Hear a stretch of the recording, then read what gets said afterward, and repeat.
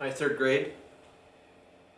In today's video, you will learn how to move a shape or a design in 3 different ways. Before we get started, there are a few things that you might need. You'll want lesson worksheet 110-2. You'll want a pencil and maybe a pair of scissors. So I'll let you gather those things. Go ahead and push pause if you need to. All right, the first way to move a shape is to slide it, or it's also called a translation. Now, translation is a word you will need to use as you get older. As far as third grade goes, slide is okay for today. But translation is a word you will need to know once you're getting into 4th, 5th, 6th grade. All right, so to slide or translate a shape, all I do is slide it from one place to the next. I could slide it horizontal as I did here. I could also slide it vertical like this. So I could draw the letter E, translate or slide it down, and it looks exactly the same. I could also do it where I translate it in an oblique line. So it moved from here to here, and it's the same shape, same size. So that's called a slide or a translation. The next one is called a turn or rotate, a rotation. And you can think of this like a clock hand. And I'm going to grab the clock. You can think of this like a clock. The clock hand rotates around. So this point rotates around a middle point. Alright, so if I rotate this, and I turn it to the right side of the dot, it looks like this. When I keep turning it and put it down here, it will actually look like a backwards E. And if I keep rotating it, now my points, they're going upward. And then if I rotate it back up here, it will look like the original E. Okay, so this is called a turn or rotating a shape. Alright, and then I will also use the letter E here to demonstrate how to do a flip or a reflection. Now, if you've ever looked in a mirror and you move your left hand like this, it looks like your right hand is moving in the mirror. Same thing here. So we're almost imagining like this is looking in the mirror, looking back at the other letter E. So here's our letter E. Here is our reflection line. And then here's what the reflection of this shape, or when we flip this shape, this is what it would look like. Now, what's important about the reflection is this point is the same distance as this point away from our reflection line. This point is the same distance as that point from the reflection line. And this point is the same distance from the reflection line as well. And then if I want to show this, I could put dots here. And then I can kind of connect all of these.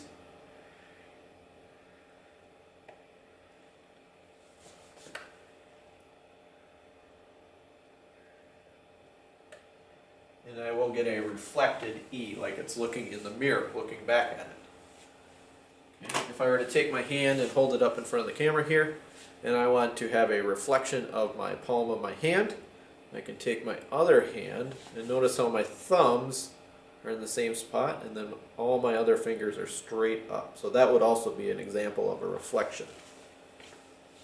Okay. All right. Lesson worksheet 110 and a pencil. We'll get to the scissors in a little bit. Okay. Use C, Z, and a letter of your choice. Okay, so your letters of your choice are down here. We will translate, rotate, and reflect them. Okay, so when we translate a shape, remember we just slide that, and when we slide that, it looks exactly the same. So slide or translate. Looks just like the regular C. Now as I rotate the C, it should still look like a C, but it's going to be turned on its side. So it will look like that. Now when I do the C down here, it will actually look like it's backwards. So there's a rotated C when it is rotated down around here, like it's on a clock. Okay, and then now when I go here, my C will look like this. Okay, and then for my last one is reflect or flip. Here's my reflection line. Now I need this to look exactly like this. So starts where the C stops there, and I'm going to do my best to draw a C that looks like it is reflecting in a mirror and looking back at the other C. Okay. So there's how you translate a C. You slide it down, you rotate it, you turn it, or you reflect a C and you flip it. So it looks like it's looking back at it. Let's do the same with the Z, and then I'll let you try the last part on your own. So with the Z down here, we're going to slide the Z, and again that should look exactly the same. Rotate the Z. So now I'm going to take this and I'm going to turn it down, rotate it down. Okay, so it should look like that, almost like an N. Now when I do this, my next one, it should be like a backward Z. If you notice, that was kind of hard for me to imagine in my head, to just draw it out. So what I did was I drew the tops and the bottom, and then I went and made an oblique line going the opposite of what a Z is. Alright, and then I rotate it again. Now this one should look like that. On the last shape, I need to reflect the Z or flip it. So this dot should be here. And then I'm going to make my next dot go across the top.